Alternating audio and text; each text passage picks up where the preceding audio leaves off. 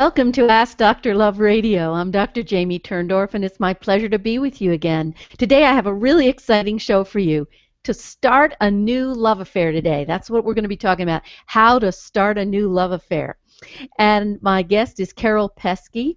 She's the author of The Happy Bitch, the girlfriend's straight-up guide to losing the baggage and finding the fun, fabulous you inside.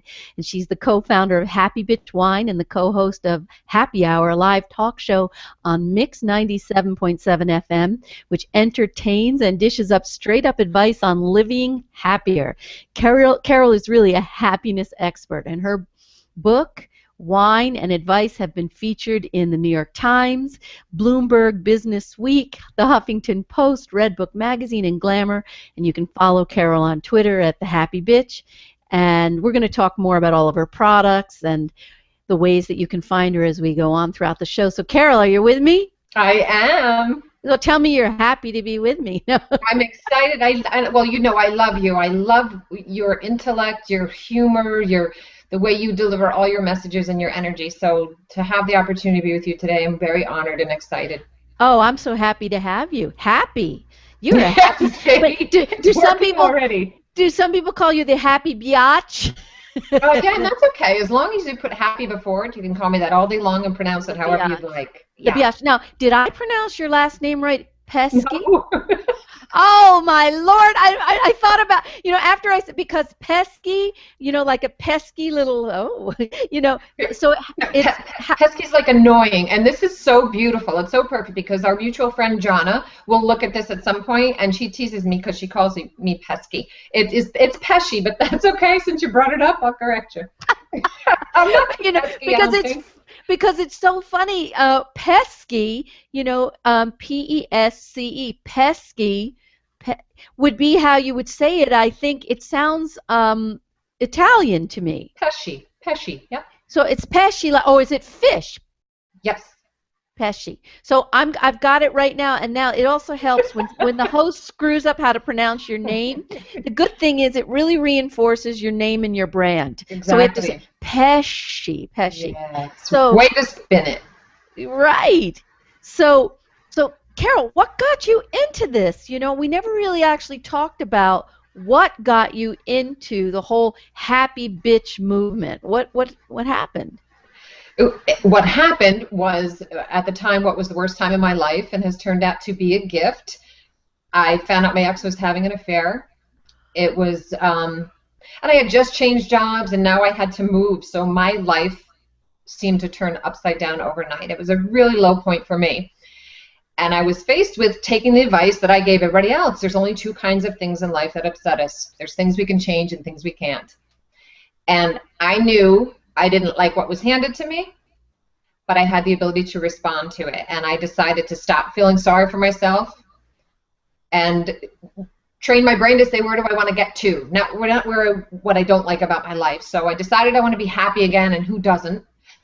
And I wanted to be married again, and I just choice by choice got myself to a very happy place and remarried, and then I wanted to write a book for other women to help them overcome challenge faster, and hence I wrote Happy Bitch.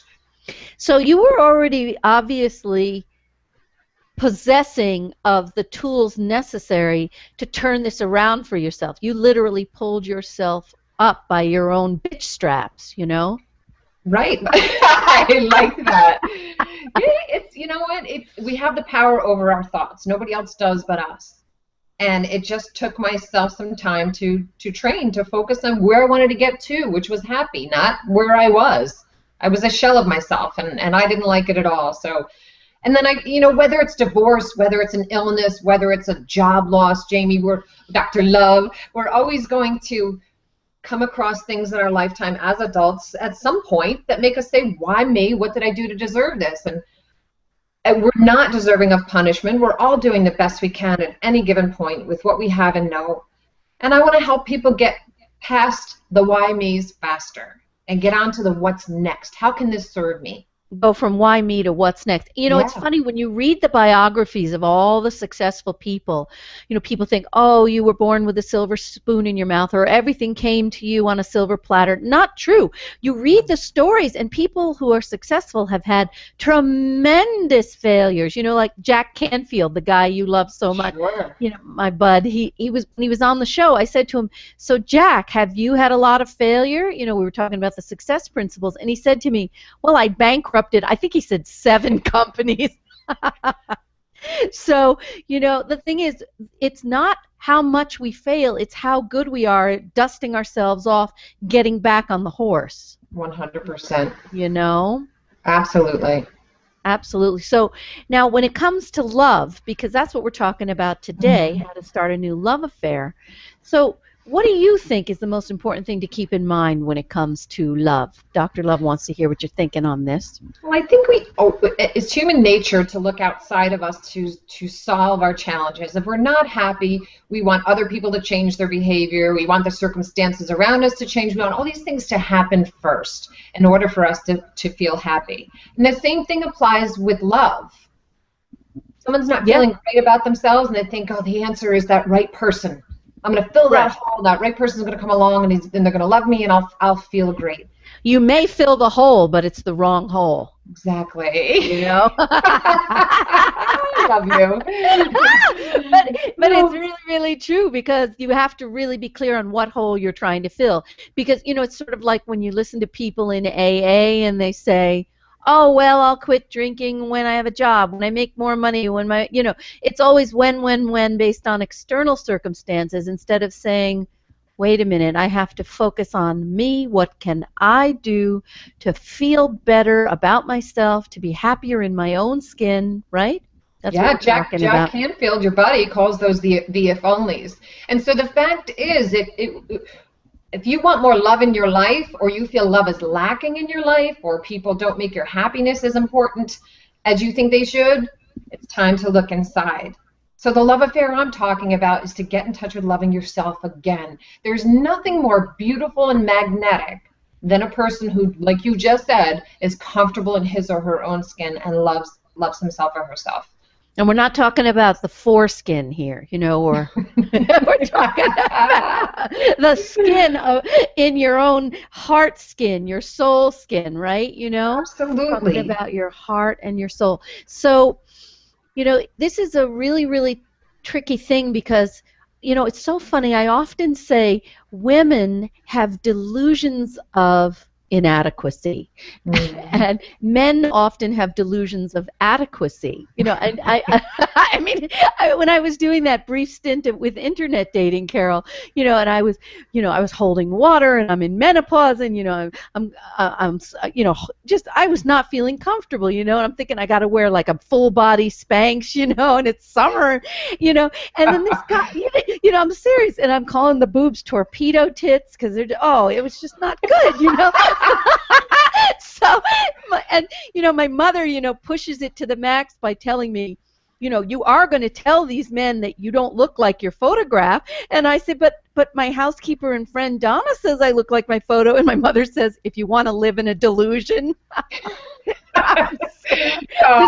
This is why shrinks become shrinks, because they have terrible, crazy families. So anyway, this long-winded aside was, all the guys that I was meeting, they were saying, oh, I look great, I still look good, even though the picture is 8 years old, I still look great, and all the rest of it. Delusions of adequacy. And this one guy, I'm very fit, I have to have a woman who's fit, and it looked like he had a basketball under his shirt. I'm serious. That crazy? And women, we've got one little, thing, or a stretch mark, and we're so... Loving yourself really has to start with the skin you're in, whatever skin you're in, and women are so merciless about that. Absolutely. And I don't mean to say that, okay, if you don't like your current appearance, maybe you're overweight or out of shape, or your hair, or whatever it is that you don't like, I'm not saying you instantly need to say, oh, you know what, this is awesome, I really do like the way I look. I think the first step is to get to a place of neutrality about it. Don't hate it. Just kind of accept where you are right now, and stop beating yourself up and focusing on what's wrong with your body. Say, okay, you know what? It is what it is right now. I'm just going to choose not to hate it, not to have a lot of negative energy towards it, and say, okay, what I like, and what's something I can do today, even if it's a little bit to get me closer to what I would like. Right, right. And the thing is, it's always like we do the very best we can to make ourselves the best we can be inside and out. Then you turn your palms up, you surrender and you accept. Well, this is the Wow. best that I can be. And the thing is, we're all fighting gravity. Each day that passes, our stuff is dropping more. And unless you want to constantly be under the surgeon's knife, there comes that point where it's the great equalizer. This is just a vessel for our soul. And what really counts is how well our souls are equipped Oh, that's to so love. true. That's so Yeah. true. And then so to take it away from the physical aspects of ourselves and our appearance, loving ourselves also means being kind to ourselves. Oh, yeah. We And have, the self-talk. oh, yes, we have about 40, 50,000 conversations a day that go on inside of our heads. A lot of it is self-directed and a lot of it is negative. So, and it's not that hard to change. You already have that habit. It's just a matter of flipping it. Become aware of those conversations that you have going on. And we say things, Jamie, to ourselves that we wouldn't say to someone we love, but we're the first ones to put ourselves down or criticize ourselves, and we need to stop doing that. So to come back to the story I just said about how, my mother says vicious things, right? So the thing is, very often our self-talk is actually not our own voice. People don't realize this. I had a patient come to me, Keryl. This was maybe 25, 30 years ago. I know. I look younger than my age. You And look fabulous. oh, darling, oh, I'm ready for my close-up, Mr. DeMille. So she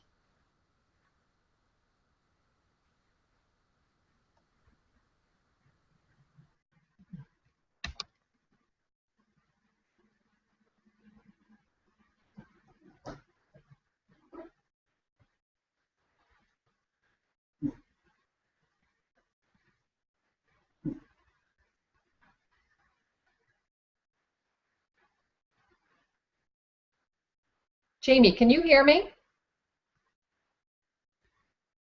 Can you hear me?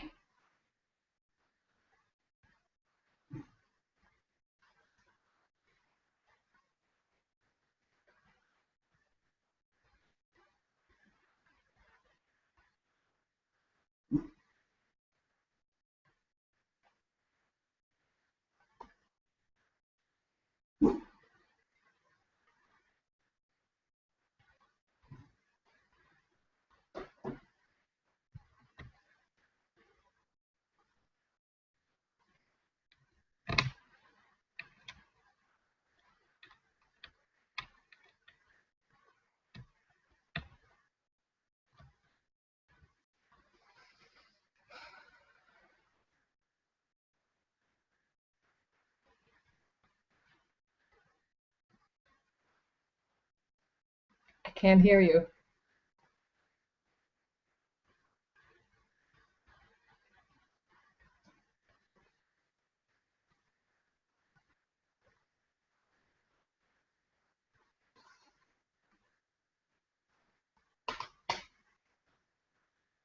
I can't hear you.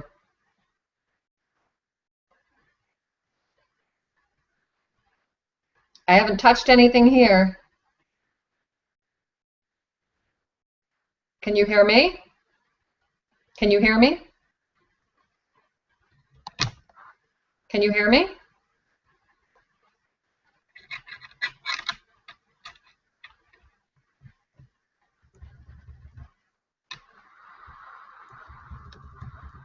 No, I lost you.